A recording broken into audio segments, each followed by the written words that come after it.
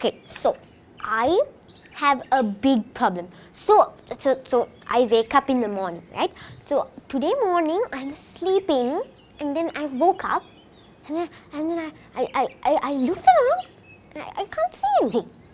And I'm like, what happened to my glasses?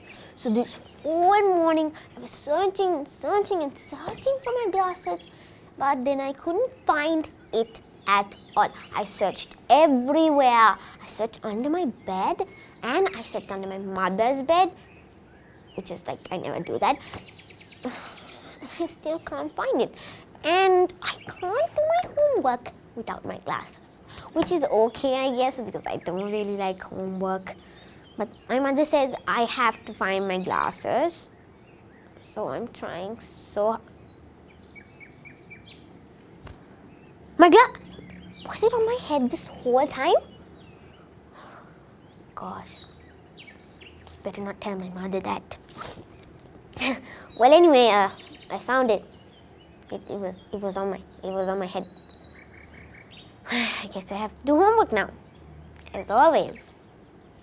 So my teacher gave me 6 questions again, and I cannot not do them because my teacher is gonna go to the parents-teacher meeting and tell my mother that I did not do my homework, so I have to do my homework, which I do not like at all. All right. Question 1. First question. Which is the world's biggest deer? A. Alaskan moose. It's not even deer. Roe deer. That's B. And C. Reindeer, which is obviously the answer because the Alaskan moose isn't even a deer and roe deer sounds made up. And yeah, I think the answer is C. Reindeer. And I think it'll be correct because, So let's see. The answer is Alaskan moose.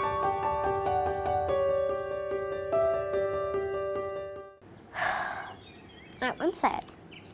Today I couldn't find my glasses and now my answer is wrong. Which I thought it can be correct and now I'm disappointed.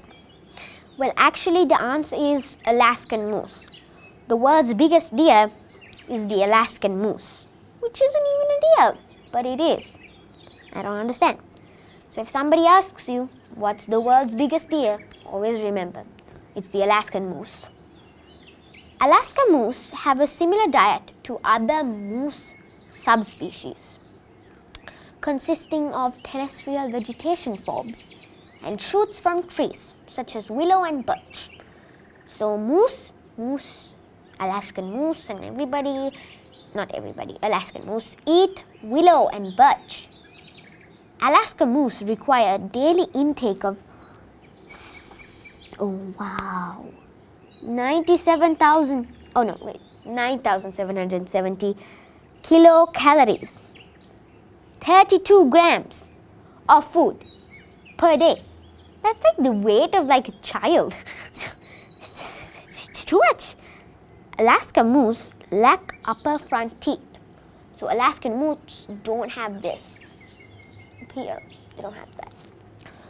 But they have 8 sharp incisors on their lower jaw. They have like 8 here. They also have a tough tongue, gums and lips to help chew woody vegetation. Right, moving on.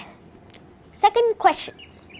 What is another name for the sea trout? A. Strongfish. C. Weak fish. Oh wait, no. I said ACB. ABC? Oh, sorry. So, sorry. A. Strongfish. B. Weak fish. And C. Fisher crown. Okay, so let me think. It's obviously not strongfish and weak fish, right? Because this sounds made up. Sometimes my teachers just makes up these names and you can really tell that they're made up. So I think the obvious answer is fisher crown, sea trout. Okay, so I'm going to go with option number C, fisher crown. Let's see if that's correct. The answer is Weak fish.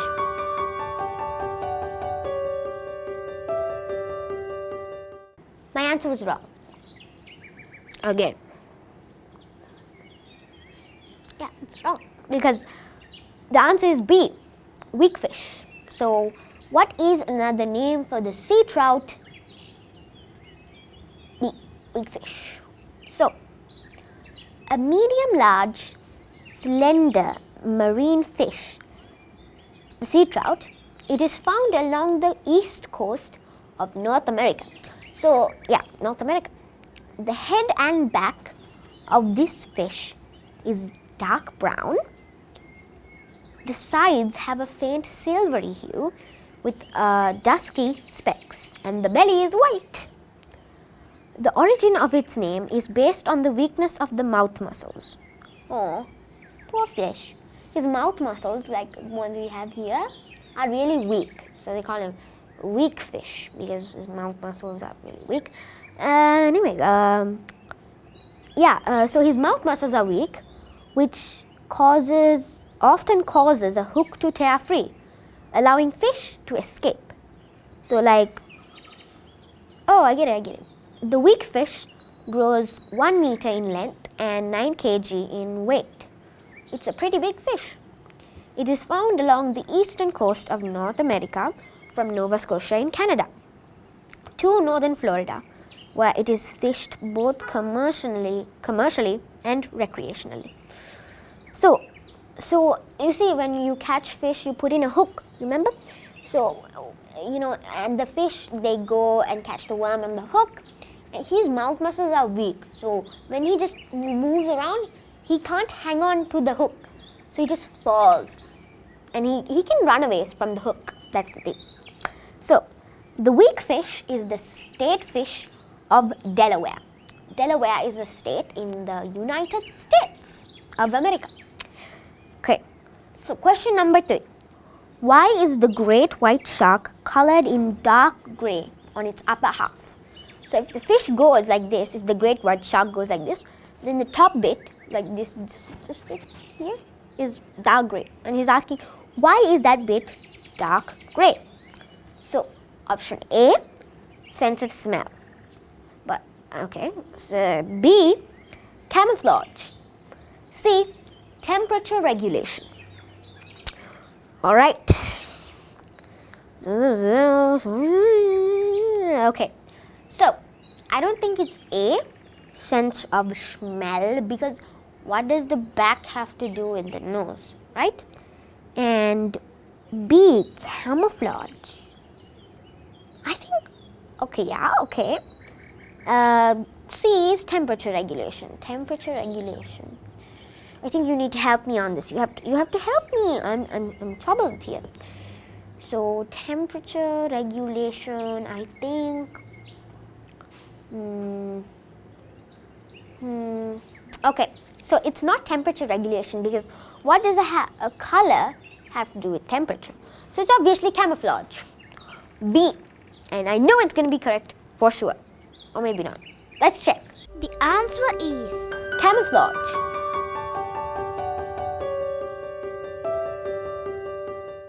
My answer was correct. I'm very proud of myself. It was camouflage. I think I thought very well there, and my answer was correct. So, why is the great white shark colored in dark gray on its upper half? The answer was camouflage. Yay! So, I have some facts about the great white shark. So, my teacher gave them to me. Great whites are the largest predatory fish on Earth. So it's like basically the largest shark on Earth. They grow to an average of 15 feet in length. 15 feet, that's like from, I don't know how long, that's pretty long. And they weigh up to 5,000 pounds. Very large. they have slate grey upper bodies, so like a very kind of darkish grey, and it's that color because they need to blend in with the rocky coastal sea floor. So they get their name, but they get their name from their universally white underbellies. Underbellies, that's a funny name. So yeah, that's why they call them the great white shark. And so it's like the underbelly is white and the back is slate grey because they need to blend in with the rocky surface. I mean the rocky floor, sorry. They are streamlined, which is like this, torpedo-shaped swimmers with powerful tails that can propel them through water at the speed of up to 15 miles per hour, which is really fast. They can even leave the water completely, breaching like whales when they attack prey from underneath. So like if whatever they're like looking at to eat is like swimming away onto the land, they can completely go onto the land and eat them and go back in, which is that's a pretty big talent of theirs. Oh, my glasses are very adjusted. Oh wait. I forgot to tell my mother that I found my glasses. She must still be searching for them. I promised I will finish my homework. I just need to go tell my mother first, otherwise she might be still searching. So I'll just come back straight away. I'll just tell my mother and come, okay?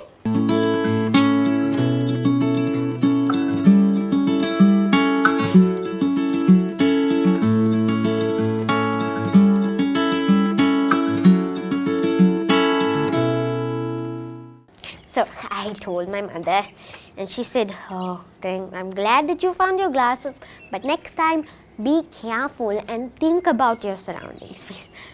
Yeah. Okay. So I told her and she stopped searching and it was fine, but she told me I still had to do my homework and I promised you I would, so I am. So, question number 4. What insect is known for trapping ants in a homemade trap? Homemade? Okay. A. Ant killer. B. Ant tiger. C. Ant wasp. And D. Ant lion. Alright, so I don't think it's the ant wasp because it just doesn't sound correct. I don't think it's the ant lion either because, again, it doesn't sound correct. So I think it's, oh yeah, it could be ant tiger because, you know, I heard that name somewhere before. I think when my teacher was teaching it to me, I accidentally kind of dozed off. I got really sleepy that day. It wasn't my fault, but now I feel like I should have listened to her. So you should always listen to your teacher. But I think the answer is ant tiger. Yes, I think that's correct. So I'm going to go with B, ant tiger. Let's see if it's correct. The answer is ant tiger.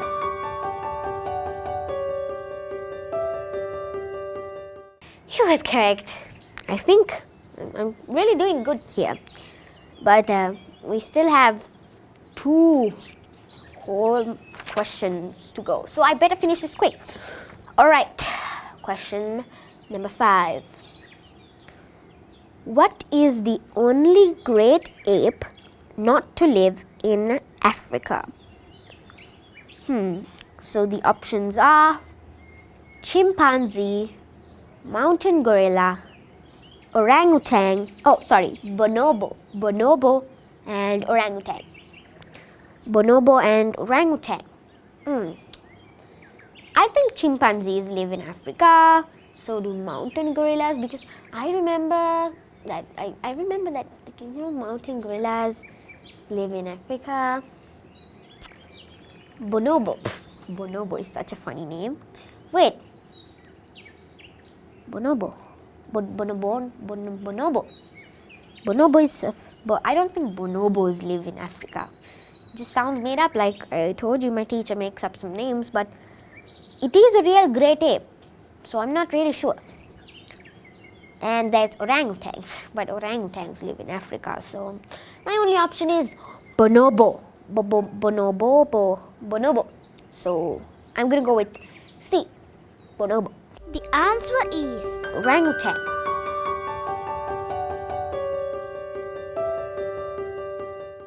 It was wrong. It was wrong. It was orangutan. But at least I was close, right? Please tell me that I was close. Please. Okay. So anyway, it doesn't matter that I got it wrong. I still found some facts about the orangutan. Orangutans are red-haired apes that live in the tropical rainforests of Sumatra and Borneo in Southeast Asia. So, I thought orangutans were orange colored. I guess you can say that they're both orange and red colored. So yeah, it's fine. But they live in Sumatra and Borneo, which are places in Asia. And these magnificent mammals measure from 1.2 meters to 1.5 meters tall and weigh up to 100 kilograms. Ooh, that's pretty big. And they have one seriously big arm span. Arm span meaning like the amount of distance they can like stretch both their arms. Some males can stretch their arms 2 meters from fingertip to fingertip. That's a lot. That's like a lot. The orangutan is one of the humankind's closest relatives. Ooh, they're related to us. I do quite think that Dobson still hasn't kind of gotten between orangutan and human yet. So I think she's still part orangutan. So, in fact, we share nearly 97% of the same DNA. Again, with Dobson, I think she shares about 99%. The word orangutan comes from the Malay words orangutan, meaning human of the forest. So Malay is like you speak that in like Malaysia. You speak Malay in many countries. So orangutans spend most of their time up trees, and where they use their long, strong arms and hook-shaped hands to climb and swing from branch to branch. Oh, unlike other great apes, these gangly guys don't like to live in groups. So chimpanzees don't live in groups. And females will usually have a baby or two, but males like to be alone. Oh, these amazing apes have generally long lives, living in captivity for 50 to 60 years. That's pretty old. Sadly, orangutans today are on the endangered species list. Deforestation in their forest have reduced their habitats, and illegal hunting has put populations at risk. That makes me angry. Even more than I feel angry about Dobson, and that's a lot of angry. Poor orangutans. Their habitats are being destroyed. They're endangered. So that means their species could potentially not exist anymore and be extinct. So we should do our best to protect these beautiful animals. So yeah, moving on to my next question, the last one. Okay, question number 6. Match the name with the picture. Okay, so we have Arena di Verona, Space Needle, Westminster. Oh, I forgot the order. I'm so sorry. So, A, Arena di Verona, B, Space Needle, C, Westminster Abbey, and D, Rock of Gibraltar. Okay, so I don't think it's Space Needle and I don't think it's Westminster Abbey because it's not. I remember that. So yeah, it has to be either Arena di Verona or the Rock of Gibraltar.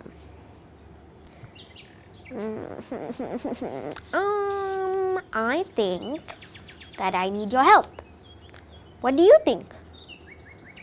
I don't don't know. It could be anything. But you know what? I think I'm gonna go with the Rock of Gibraltar because it looks kind of like it's like a rock. So I'm gonna go with D, the Rock of Gibraltar. The answer is Rock of Gibraltar. Yes, it was my last question and I got that correct. The Rock of Gibraltar, also known as the Rock, is a monolithic limestone located in the territory of Gibraltar, near the southwestern tip of Europe. So this Rock of Gibraltar is in Europe, on the Iberian Peninsula. So the Rock of Gibraltar, also known as the Rock, is like this limestone, and it's situated near the southwestern tip of Europe in the territory of Gibraltar on the Iberian Peninsula. It's kind of hard to remember, but it's fine.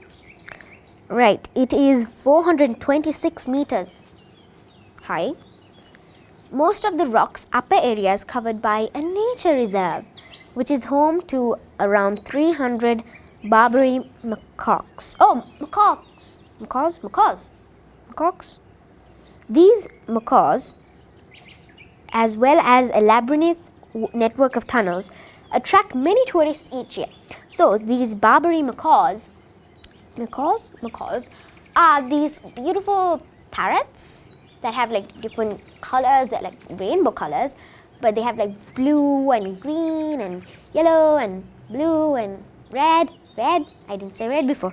So yeah, they're really, really beautiful. And there is a labyrinth network of tunnels. So it's like, a labyrinth is like this puzzle kind of. It's like a maze.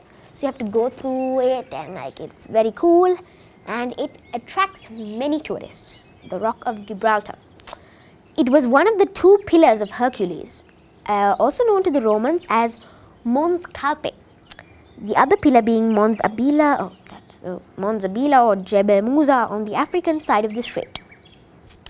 So just remember that the Rock of Gibraltar was one of the two pillars of Hercules. And Hercules was a very important person in the Romans' time. Okay, so in ancient times, the 2 points mark the limit to the known world. A myth originally fostered by the Greeks. Gibraltar is surrounded by the Mediterranean Sea. All right. Oh, that was a lot of facts. Got really confused. All right. So that's it. And the questions are finished. Now I can go out and play. Yay. I'm just so proud when I finish my homework. It makes me so happy. So, yeah, it's finished. And now I'm going to go out and play. Careful not to lose my glasses. All right, see you next time.